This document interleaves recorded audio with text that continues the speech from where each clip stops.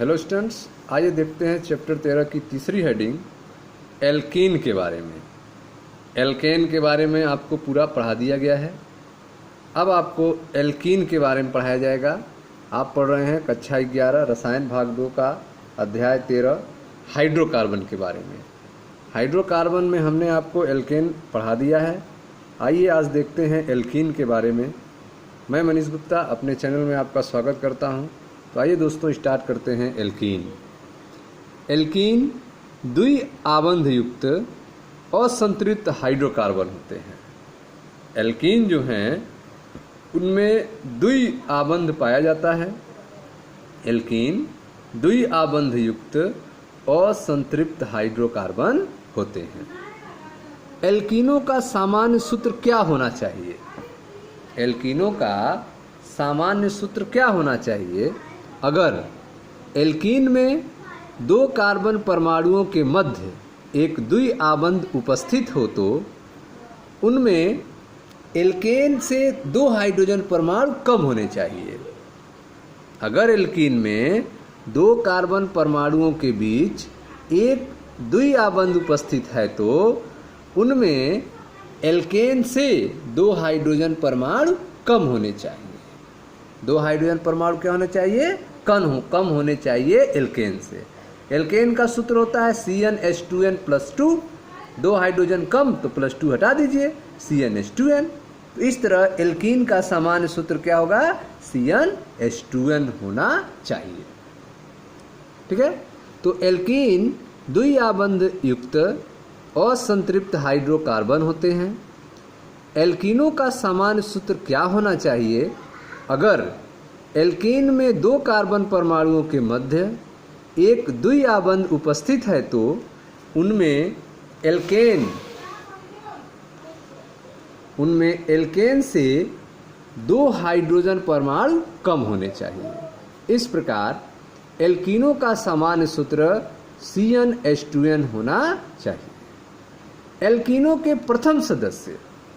एल्कीनों का प्रथम सदस्य जो है उसे एथिलीन अथवा एथीन C2H4 एथीन की अभिक्रिया क्लोरीन से कराने पर एल्कीन का जो प्रथम सदस्य है अर्थात एथिलीन अथवा जिसे एथीन कहते हैं, सूत्र C2H4 होता है, कि अभिक्रिया जब क्लोरीन से कराते हैं तो तैलीय द्रव प्राप्त होता है, आयली लिक्विड प्राप्त होता है। अतः एल्कीनों को ओलिफिन भी कहा जाता है। तैलीय यौगिक बनाने वाले को क्या कहेंगे? ओलिफिन। इसीलिए एल्कीनों को ओलिफिन भी कहा जाता है। ठीक है। तो इस तरह से आपने एल्कीन के बारे में जाना। अब आइए देखते हैं द्वि आबंध के संरचना के बारे में जो एल्कीन में पाया जाता है। एल्कीनों में कार्बन कार्बन द्वि आबंध है जिसमें एक प्रबल सिग्मा आबंध होता है। बंध एंथैल्पी लगभग 397 किलोजूल पर मोल होता है जो दो कार्बन परमाणुओं के sp2 संकरित कक्षकों के सम्मुख अतिव्यापन से बनता है। ठीक है।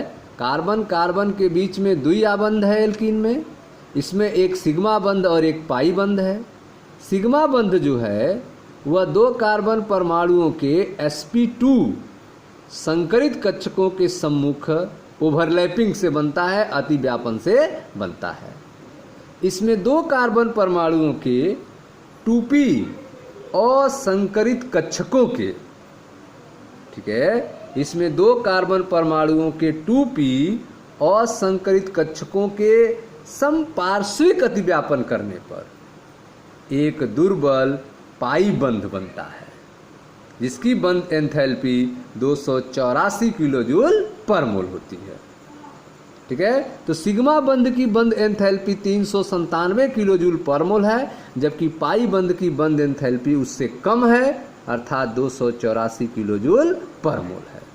ठीक है। तो इस तरह से एल्कीनों में कार्बन कार्बन जो द्वि आबंध होता है उसमें एक सिग्मा बंध होता है और एक पाई बंध होता है।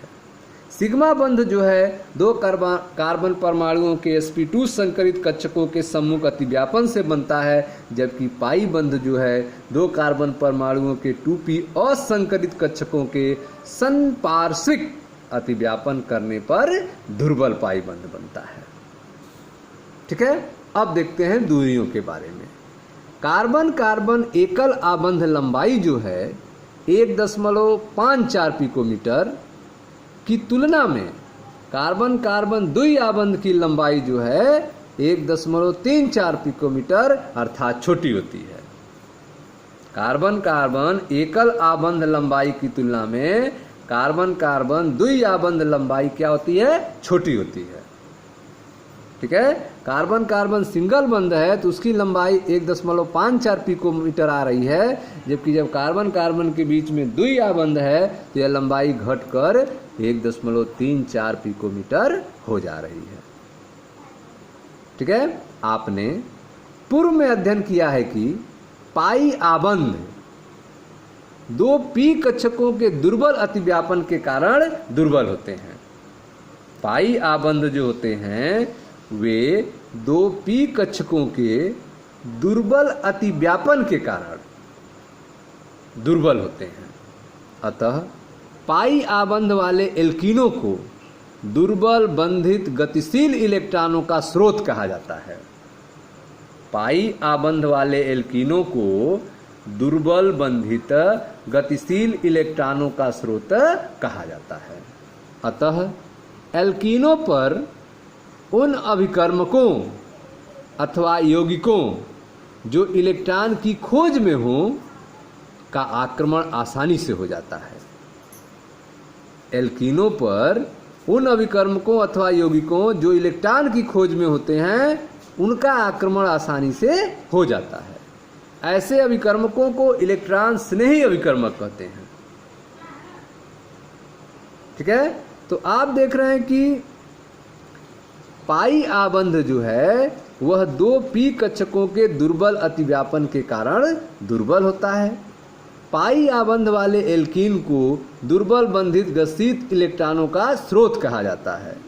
दुर्बल बंधित गतिशील इलेक्ट्रॉनों का स्रोत कहा जाता है। अतः एल्कीनों पर उन अभिकर्मकों अथवा यौगिकों का जो इलेक्ट्रॉन की खोज में हैं उनका आक्रमण आसानी से हो जाता है।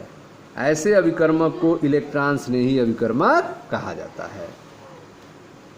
ठीक है, दुर्बल पाई आबंध की उपस्थिति जो है, दुर्बल पाई आबंध की उपस्थिति एल्कीन अणुओं को एल्केन की तुलना में अनस्टेबल बनाते हैं और अस्थायी बनाते हैं। दुर्बल पाई आबंध की उपस्थिति एल्कीन अणुओं को एल्केन की तुलना में अस्थायी बनाती हैं। अतः एल्कीन इलेक्ट्रॉन स्नेही अभिकर्मकों के साथ, एल्कीन जो हैं इलेक्ट्रॉन स्नेही अभिकर्मकों के साथ संयुक्त होकर जुड़कर एकल आबंध युक्त यौगिक बनाते हैं। दुर्बल पाई आबंध की उपस्थिति जो है एल्कीन अणुओं को एल्केन की तुलना में अस्थायी बनाते हैं। अतः एल्कीन जो है इलेक्ट्रॉन स्नेही अभिकर्मक के साथ संयुक्त होकर एकल आबंध युक्त यौगिक बनाते हैं। कार्बन कार्बन द्वि आबंध की सामर्थ्य एथेन के कार्बन कार्बन एकल आबंध की तुलना में अधिक होता है। कार्बन कार्बन द्वि आबंध की जो सामर्थ्य है अर्थात बंध एंथैल्पी जो 681 किलो जूल पर मोल है, एथेन के कार्बन कार्बन एकल आबंध जिसकी आबंध एंथैल्पी 348 किलो जूल पर मोल है की तुलना में अधिक होती है। ठीक है, तो द्वि आबंध का बंध एंथैल्पी अधिक होती है एकल आबंध के बंध एंथैल्पी की तुलना में। एथीन अणु का कक्षक आरेख चित्र में दर्शाया गया है। एथीन का C2H4 का कक्षक आरेख जो है फिगर में आप देख रहे हैं। एथीन का कक्षीय आरेख केवल सिग्मा बंध को यहाँ पर चित्रित करते हुए, इसमें जो है केवल सिग्मा बंध को दिखाया गया है। जो आप देख रहे हैं कार्बन और हाइड्रोजन के बीच में सिग्मा बंध है, यहाँ पर सिग्मा बंध है। ठीक है। यस कक्षक और पी कक्षक के बीच में, यस कक्षक गोलाकार है जो हाइड्रोजन का है, और यह पी कक्षक है डंबल के आकार का है, यह पी कक्षक है, यह पी कक्षक है। ठीक है। एक यस और दो पी कक्षक मिलकर sp2 संकरण प्रदर्शित कर रहे हैं। यह पी कक्षक और इस पी कक्षक के बीच में आप देख रहे हैं सिग्मा बंध बन रहा है। sp2 सिग्मा बंध है यहाँ पे आप देख रहे हैं हाइड्रोजन और इस पी कक्षक के बीच में सिग्मा बंध बन रहा है, sp2 है। यहाँ पर पी कक्षक और हाइड्रोजन पे सिग्मा बंध बन रहा है, s और p के बीच में सिग्मा बंध है। तो इस तरह से एथीन के कक्षीय आरेख में केवल सिग्मा बंध को आप देख रहे हैं। अब जो है अगला फिगर जो आप देख रहे हैं, इसमें एथीन के कक्षीय आरेख है, एथीन का कक्षीय आरेख है क, जिसमें पाई आबंध का बनना दिखाया गया है। ख में पाई क्लाउड्स का बनना दिखाया गया है, पाई अब्र का बनना दिखाया गया है, और ग में आबंध कोण और आबंध लंबाइयों को दिखाया गया है। यह तीन फिगर आप देख रहे हैं जो कि आपका एथीन का है। पहला आप देख रहे हैं एथीन के पाई बंध जो हैं आपस में जो है बंध बना रहे हैं, पी पाई आबंध बन रहा है जो ऊपर और नीचे आपस में मिलने से बनता है। ठीक है। पाई क्लाउड्स का बनना इसमें आप देख रहे हैं, यह जो पाई क्लाउड्स जो बन रहे हैं ऊपर और नीचे, पाई क्लाउड्स। आबंध कोण को आप देख सकते हैं इसमें 116.6 डिग्री, 121.7 डिग्री, यह आबंध कोण है। आबंध लंबाई को आप देख सकते हैं, कार्बन कार्बन के बीच में 134 पिकोमीटर, कार्बन हाइड्रोजन के बीच में 110 पिकोमीटर है। तो एथीन के कक्षीय आरेख में क में आपने पाई आबंध का बनना देखा, ख में पाई अब्र का बनना देखा, और ग में आबंध कोण और आबंध के लंबाई के बारे में देखा। ठीक है स्टूडेंट्स, तो यह था आपका द्वि आबंध के संरचना के बारे में। Thank you.